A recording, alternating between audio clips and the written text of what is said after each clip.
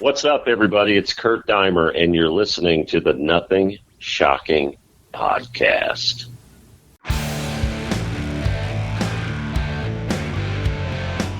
Want to know what's going on in the world of music? Then tune in to the Nothing Shocking Podcast, a non-genre based, all-ages friendly rock and roll program. Join us weekly for interviews with all your favorite rock stars from the mainstream to the underground. You can find us at nothingshocking.libsyn.com or anywhere you download podcasts.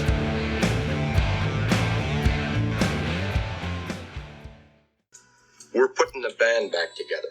The numbers all go to 11. I'm talking about bands that rock. Led Zeppelin. What about Sabbath? AC/DC. Motorhead.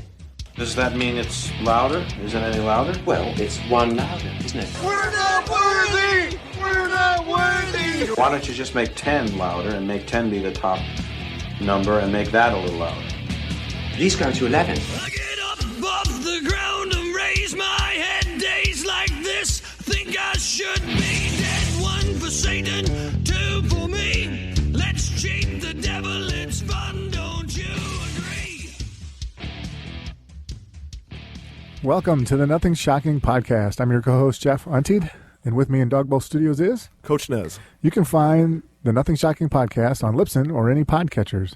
Like our Facebook page or follow us on Twitter at NoShockPod. You can also find the Nothing Shocking Podcast on Rock Rage Radio every Sunday morning at 7 a.m. Central Time. Our sponsor is Ragged Records, located in downtown Rock Island, Illinois, and downtown Davenport, Iowa. We'd like to thank the Hong Kong Sleepover for allowing us to use their music for our intro and bumper ending. Tonight's guest is Kurt Deimer. Yeah, solo artist.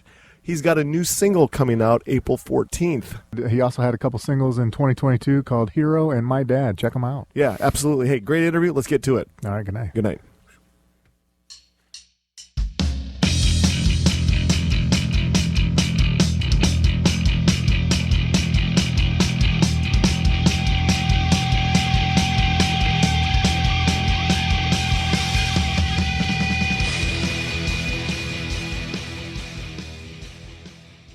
Kurt, welcome to the Nothing Shocking Podcast. I'd like to introduce you to my co-host, Jeff Untied. Kurt, thanks for joining us tonight. What's up, Jeff? Thank you for having me, brother. And Eric, thank you as well. Yeah, absolutely. So you have the best PR person in the world, Shauna. Thank you for agreeing to do this. Oh, most definitely. Anything Shauna sends my way, I will do. And I can't, grow my brand, Kurt Deimer, without folks like you. And I, appreciate the kindness and having me on, man. Absolutely. So let's get into this right now. So you have a new single being released April 14th. Can you give our listeners an insight to the anticipated track? Well, we haven't put out anything really since my dad last year. I put out on Father's Day, and then we did a lot of touring and a lot of soul searching and a lot of figuring out where I was, what I had, how far I had come since just started touring in September of 21. Mm-hmm. So I had this song that is coming out in a feature film I actually have in the can that'll be coming out called Hellbilly Hollow, and I wrote a title track for that movie that's featured in it called Doom. And the more we vibed on the song, the more we sat in the studio with it, the more we, as we were in the production and producing the song, the more it just kept rising to the top as what we think could really do well on radio and bring a new, fresh vibe to radio and really show people what Kurt Deimer is all about, kind of mixing my horror and my music together. So it's a song called Doom, and it's about the darkness in life. It focuses around the evilness of what heroin can do to people. Yeah. And I've been a big advocate of trying to help people stay away from that kind of dark side of life. And so it delves into that, but it also tells a tale of the ramifications on if you do and what you can do to the rest of those that survive you.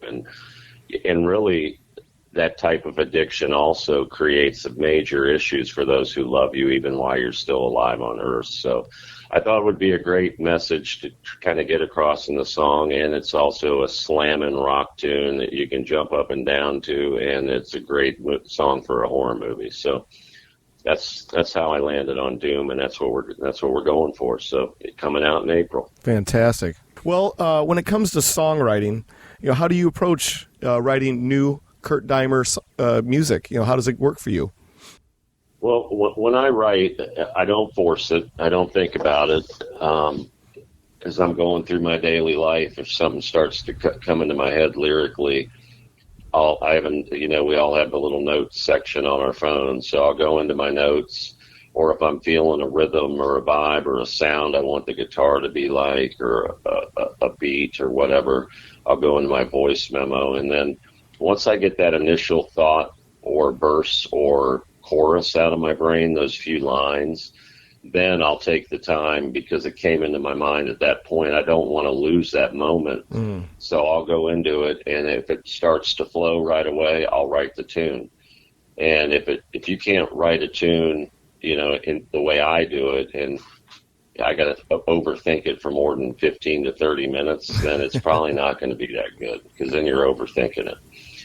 So I get the theme, I put it down, and I go with it. And if I get stuck after a few minutes, then I'll just move on and wait till the next time something comes into my brain. But that's how I write. And then I take it to my production team and the folks that play with me when we create my music, and to kind of give them that vibe. I give them those notes. I give them that voice memo, and we craft the song after my lyrics. So I write the lyrics first, and then we craft the song around the vibe I'm feeling for those lyrics. Oh, very good. Nice. What's been your biggest challenge in trying to create your brand?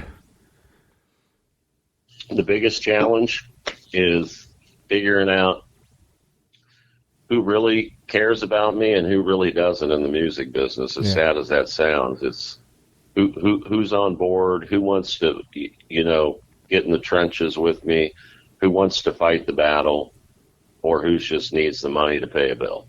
And that's been my biggest challenge. It's a ruthless business. And the fact that, until I can sell tickets and people can gauge a value, people really don't even want to talk to you. So you have to fight and claw your way to the top. And that's what I've done in every other aspect of my life. I just got back into music at the beginning of 19. And then my first tour was with Jeff Tate from Queensryche, and he is also featured on my song Burn Together.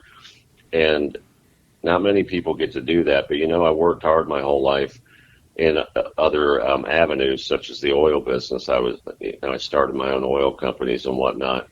But I have the luxury of doing this because I love to do it, and I want to share my message with people, and I want to build people up because I'm not afraid of what's going on in the world. So I want to convey that in my lyrics, and I wanted to just bring people together and teach people common sense and how to respect each other and be kind and love one another. And what a better forum to do it than being on stage and rocking out and conveying it that way.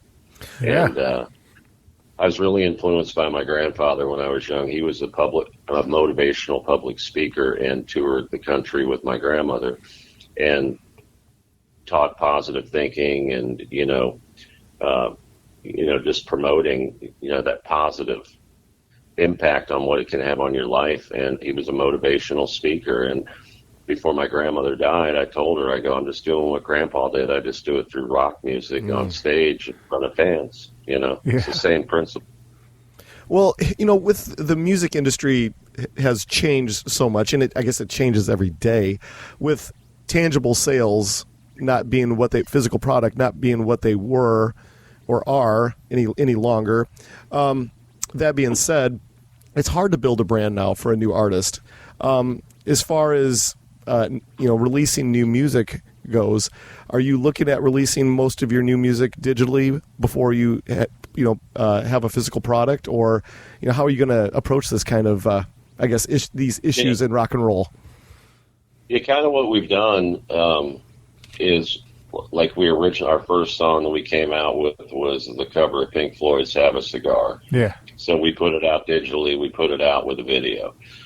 then we released Burn Together that I did with featuring Jeff Tate from Queensryche, and we put that out with a video. But then when we started touring, I put those two first releases on their own CD, and we sold them at venues, at shows, and we do sell them through the website. But I'm still working on building up a network and getting it out into stores, because you pretty much now you have to do your own thing, and there's really no benefit to not owning your own label. And I own my own label.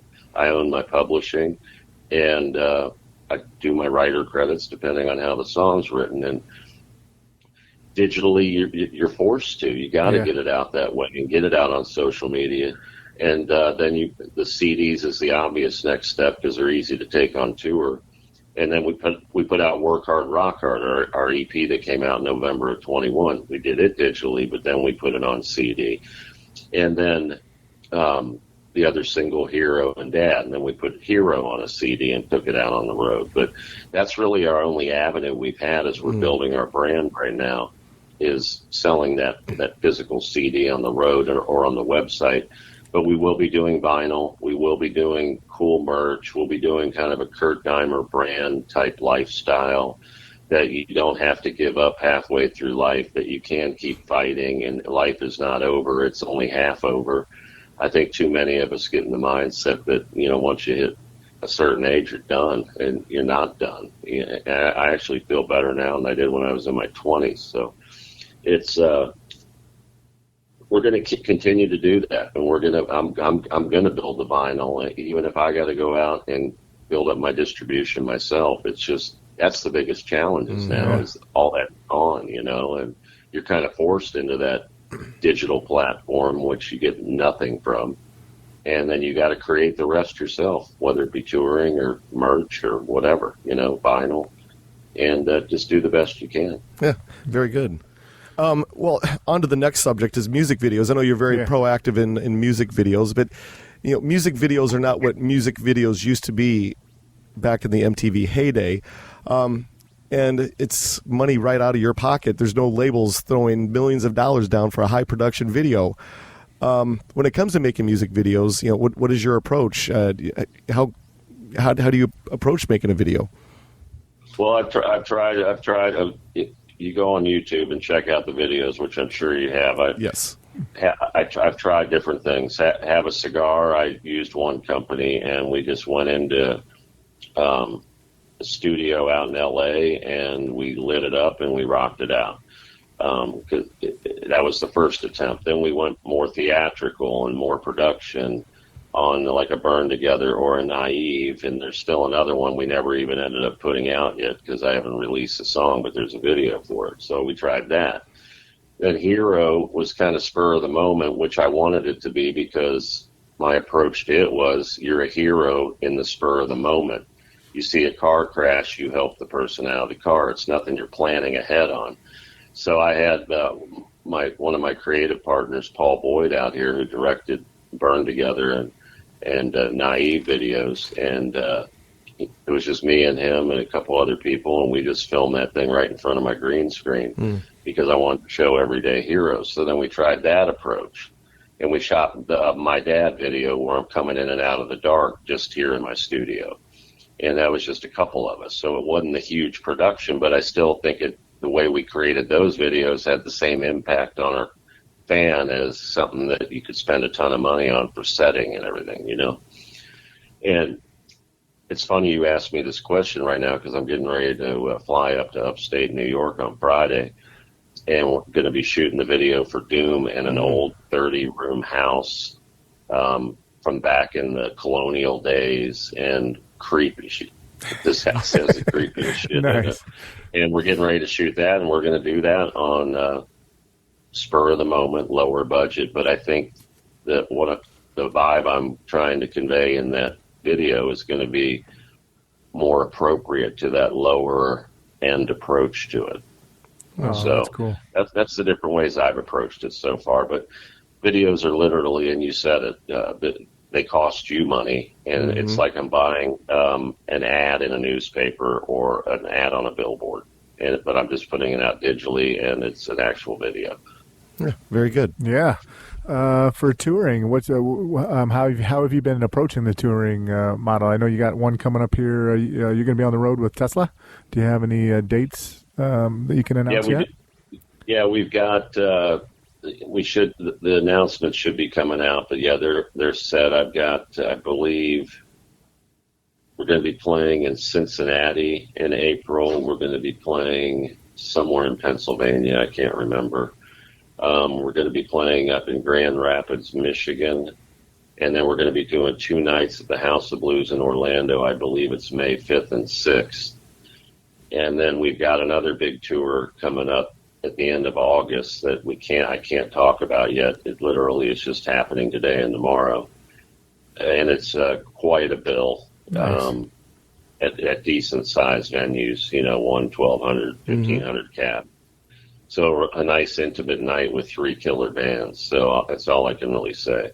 Oh, very cool. At this point, but that'll be coming. And my approach has been, on choosing tours to challenge myself. I mean, obviously, my first tour I went out with Jeff Tate and tried to win over Queensryche fans. Then I went out with Yngwie Malmsteen and tried to win over Guitar Shredder fans, which we did. And then what did I do after Yngwie? Then I ended up, then some Tesla dates, which were phenomenal, sold out everywhere. We did a Halloween show with Mushroom Head, which was sold out at Cleveland, which was phenomenal. It hit all their fans. And then we did first half of a run with Drowning Pool, and we won fans there. So my approach is to challenge myself. Don't take the easy road. And if you can win those kind of rooms, you get into a room with like Tesla fans that just likes good old, your style of rock and roll. It all pays off. It's like training against Michael Jordan because you just want to be half as good as him, So that's the way I approach it because I'm a businessman first and foremost. Yeah, very good. 2021, you released your first EP, Work Hard, Rock Hard. Can you talk a little bit more about that, the creation of that EP? Yeah, Work Hard, Rock Hard it has a mix. My original writing partner was Ben Trexel out of Birmingham, and that's how I got back into music. We had done a few songs just playing around, and his voice was pretty plain like a wedding singer, and I said, let me just do my thing the way my voice is. It's different. And that's how I kind of got back into it. And so there's a couple songs on there that actually came from the Ben days. But then a song like A Naive and Back of the School was the first song Phil X and I did together. And then Naive really raised the bar. And we close every show with that.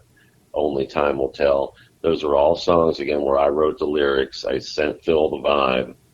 And then he took it, and him and Chris Lord-Alge, who produced that album, and also mixed it, who I'm really good friends with now as well. One of the blessings I've had getting into the music business. And that's how we did it. I wrote the lyrics, I sent it to Phil, and the same thing, like I Don't Know What You Saying and Burn Together, those were written by me and Ben. And I took the lyrics, and I gave Ben the vibe, and there we are. And literally those songs, I remember writing What You Saying during the pandemic, like that summer of 2020. And I was just like, what the fuck, fuck is going on in the world? And I was drinking some margaritas on my back porch, and I wrote that song in like 10 minutes. Nice. So that's how I do it, man. I write it, we send it off to the team, they produce it, and here we got Work Hard, Rock Hard. And my management at the time wanted me to put an EP out. But I'm sure a couple songs off that'll end up on a Volume 1 vinyl edition, once we put out some more singles this year, and then we're going to be start coming out with vinyl. Yeah, very good. Nice. Can you give you said you kind of got back into music. Can you give our listeners a little bit about your background, where did you come from, and how'd you get into the music business? Well, I was in the music business when I was young. I was trying to find my way through life and was really taking my time getting out. I went to college. My dad blessed me with that, and I took advantage of him, of course, as a stupid ass, weed smoking 20-year-old or whatever I was doing. So I had to buckle down, get my grades up, get graduated. Decided to get an English. He goes, "What do you like to do? Get out of school." I go, "I like to read. I don't like math. I don't want to do business, but I don't want to learn all the bullshit I have to learn to do business because I know instinctively how I'm going to do it." And so I got the English degree, quit the music, and went on to get a master's degree, started oil companies that to this day still run themselves. Nice. Starfire's my oil brand. I own a blend plant up in Pennsylvania called Penn Star, where we bring in the base oil and the additives and make our own oil. But I started that whole company from above my garage with a computer, a dry erase board, and a telephone. And I'd call and I'd buy oil from one guy and sell it to another. And that's how I started making money to where now it is today. It's like a machine. So I started that from scratch. And then in 2017, we'll just skip forward. There's so much I could tell you, but you get to read it in my book someday. Sure. But then 2017, I went down to do a cameo for my oil brand Starfire in a movie called Trading Paint. Yeah. That was starring John Travolta. And went down and they decided they wanted to cast like my look, and they wanted to cast me for the track announcer to do the interview in the big finale. And I said, hell yeah, I'll do it. That's my sign. That was September of 17. And I got cast in Halloween to get killed by Michael Myers in January of 18. Was walking the red carpet for that in October of 18. And because of that, I decided to get back. I was doing more acting down in Alabama because I was really digging the acting. I never thought I'd be an actor ever. I've never in my life would I have thought that. And Ben lived in Alabama, and one of my friends was directing some music videos and stuff for a podcast I used to do, and we were just having fun and shooting some other stuff. He introduced me to Ben, and we did a couple songs that he had recorded. I laid my lyrics down. And that was the December of 18, and 19 we just kept rolling with it, and here I am now. So yeah, that's awesome. Yeah, very good. I want to bring this back to Work Hard, Rock Hard. Naive is my favorite track off that EP. Can you talk a little bit more about the story behind that track? Is there anything special? Because it really stands out. Yeah, that kind of goes back to what you asked me. The toughest part of making it in the music business is the night. It really, it really woke me up to see. I thought I could come into here, but I forgot back when I started in the oil business, I was kind of naive, and I let people play with me. But then people would tell me, you can't do this, you can't do that. You tell me I can't do it, then I'm going to figure out how to do it and shove it up your ass. So I love people who tell me I can't do stuff, and the first manager brought me to L.A. and he had his own side motives, so I was naive to that. Then the second one, who took me away from him and buttered me up and then screwed me over, I was naive to that. And other things that have happened since I hit music business. Then I'd start reflecting on my life and the money and the time I could have saved I trust people. I give them too much rope. And I'm a little too naive, so I thought, I'm going to get this off my chest instead of paying a therapist $100 to go to a session.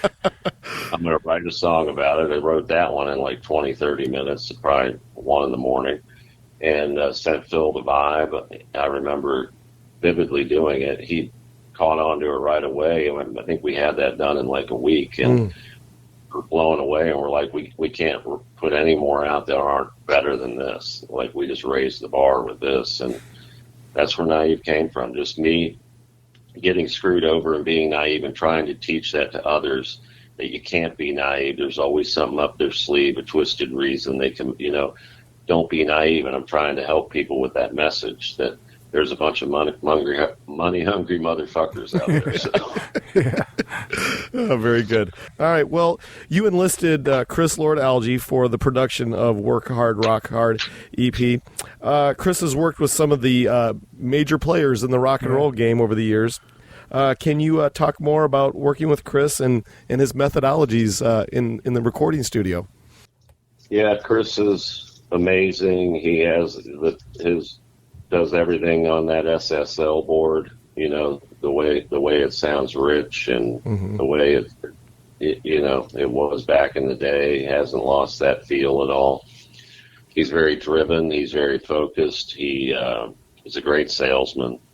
He's really, him and I become really, really good friends, outside the music business, which is the biggest thing that I'm blessed with from our relationship. And Chris is the one, man, when this tells you a little bit about his character. When COVID hit, people were like, "You can't go to Chris Lord-Alge. Who are you? You don't know." And one of my managers that I was naive about actually reached out to him right as COVID hit, and I had a demo at the time, and he agreed to take a look at my demo and did a mix on it for me, and that's how we met. And then he said, "I'm going to show you. You and Ben have this version of Have a Cigar. Let me show you what this can be like, and then we'll see if we want to keep going." And that's what we did. We did Have a Cigar, and we haven't stopped since. And that was Chris's production, genius to come up with the way we did Have a Cigar.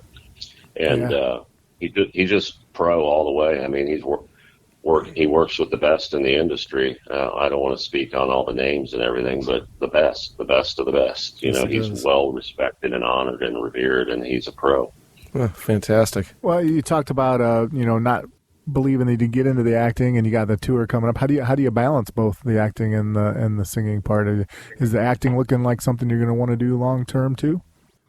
Yeah, it becomes tough. Yeah, I love acting. I love getting in front of the camera. I can't wait to do that here next week. And this movie I'm shooting out in LA is called Scared to Death, and it's starring alongside Lynn Shay from Insidious and Kingpin, and Bill Moseley from Rob Zombie's movies like The Devil's Rejects. Which I love Bill Moseley, so this is so exciting to be able to shoot a movie and star in it with him. And but anyways, yeah, I love the acting. I love to be on stage, but if a movie came up like this month of March, I had to block out no music because I'll be on set every day. But there was a tour we were looking at doing in Europe. The movie was supposed to start in February. I bumped it back to March just in case we took the Europe tour, but which we didn't end up doing. And but now we're shooting the movie in March. It's blocked out, and then I've already got dates set for after that. And it's really, I rely on my management team, my booking agent, and we're getting better and better as as we age as a company, as Kurt Deimer, at getting ahead, not reacting to everything, not cleaning up the messes of past management. We're actually at a phase now where I think the balance will be easier. We work off that year-long schedule, and if I had to choose shooting a feature film over some show dates right now, it would be a feature film. If I became a band like Guns N' Roses and we're in demand all over the world to play arenas and stadiums and whatnot, I might choose that over the other. But right now, my movie career is bigger than my music career. So right now, I would obviously have to keep the movies a little bit ahead in the juggling process. Oh, very good. Yeah. Have one last question for you, and we'll leave you alone for the evening. The mystery of rock and roll. The dawning of the internet, social media has taken away the mystery of rock and roll. There's no longer any mystery behind Kiss or Led Zeppelin or anything like that any longer. With you being the artist and the fan, what do you like more, the mystery, or do you like this modern day of technology where we have accessibility now? Where is your head at? Well, I think we have too much accessibility today for anything, life, what we eat for dinner, let alone a rock band like Led Zeppelin or a Queen, and all the things we've learned from these documentaries and all this stuff people post every day. I like the mystery. I liked it when I get the card in the mail with the tour dates. Yeah. But we're in a transition right now where a lot of people don't even know what I'm talking about. And so it's created a lot. I think the fact that it's so accessible and so uncovered, and people are in so many of each other's business and personal lives, it creates a lot of what do I want to say? Anxiety for people. They can't take. It creates a lot of anger in people. It creates a lot of hate, and the kindness that I miss from my early life that I witnessed out in public is just gone. And a lot of it's because there's no mystery anymore. It's factual. It's in your face, and if you don't agree with me, then we're not going to be friends. Back in the day, I didn't hang out with my friends. We didn't sit around talking about. I didn't know if they were, on this side or that side or whatever, and I didn't care because they were nice. Yeah. We're people, we're getting along, and the mystery is what I like. And I think rock mystery to me right now is how rock's coming back. I believe it's going to come back even stronger, but it blows my mind how things can shift so easily. We're back in the day, you'd watch award shows, it was all the rock stuff. Now there's all different categories. Rock's lucky to even be on there. Yeah. But it all boils down to its music. And people always tell me you have to do the same genre, you have to do the same vibe. I'm like, no, Jelly Roll's not doing that. Look how big he is. I'm going to do it the way I'm going to do it, and you like it or you don't. I'm going to add theatrical stuff as I get bigger and able to do bigger shows. I'll bring my theater to the stage, bring the stage to the movie with soundtracks, and write songs for other people's stuff, and just have fun with it. And I like the mystery, but unfortunately, guys, I think there's not going to be any more mystery left going forward. So you got to create mystery in other ways, or maybe be mysterious in what you give people access to, because it's going to get out there. Yeah, well said. Yeah. Well, this is how things are going to work out. After Jeff, the editing wizard, gets this all cleaned up for us, I'll send it to Shauna immediately. And please share wherever you can on social media or any outlet you possibly can. Oh, I will. Let's tag each other and stuff. You guys follow me on Instagram? I believe I did today. I believe I did. Yeah, if you don't, you guys hit me up, follow me on there. You can send it there, and I'll share it to my stories, or I'll put it up, make a post from it. I'm in a social media transition right now because they were another one, taking advantage of me. But sure. We're not skipping any beats, and I'm getting on my Facebook, all that stuff. So fantastic, awesome. I'm happy to do that. And let's keep in touch. And if you ever want to come to a show or anything, or interview or whatever, I'm always happy to do it. We appreciate that. Thank you so much. So before we let you go, is there anything that we left off tonight that you would like to plug or promote? No, I mean, you might want to just show. I mean, I don't know what you do in the show, but just maybe how people can find me. I mean, it's kurtdeimer.com, and then sure. I'm on Facebook, Instagram, Twitter, YouTube. That's the main four. Sure. Spotify, all the streaming platforms. So anything you can do to promote Kurt Deimer or drive people to appreciate it. I totally get it. You guys do it your way, and I think you did a great job and covered everything, and I hope you liked my answers. So. Yeah. It was great. Kurt, thank you so much. It was a pleasure. Best of luck. Yeah. Hey, it was a pleasure to meet you guys, Eric and Jeff. Thank you, and please keep in touch. Hit me up anytime, and we're building the Kurt Deimer family. So absolutely, come join in and help it grow. All right, man. Take care of yourself. Good luck. All right, guys. You too. Have a great night. You too. Appreciate you. Bye.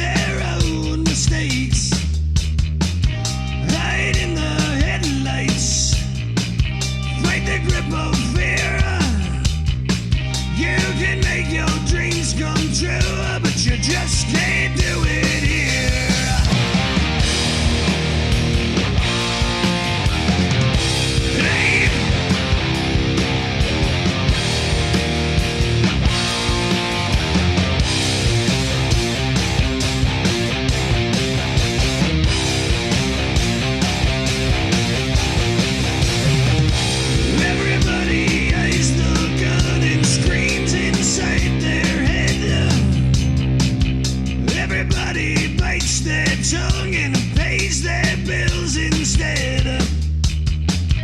Hide in the spotlights, fight the grip of death.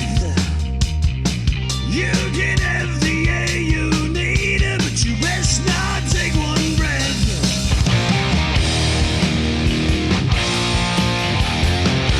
Hey.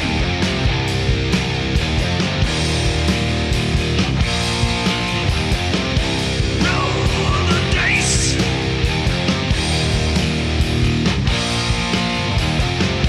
Take your chances.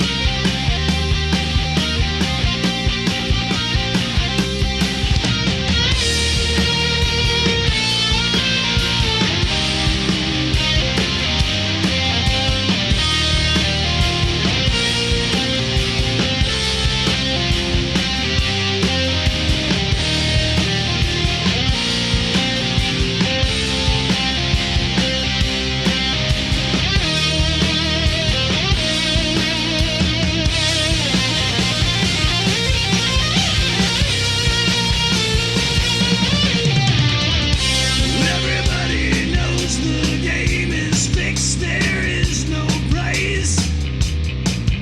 Everybody pulls the plug and says their last goodbyes. Move to the sunshine, fight the grip of nights. If they ever take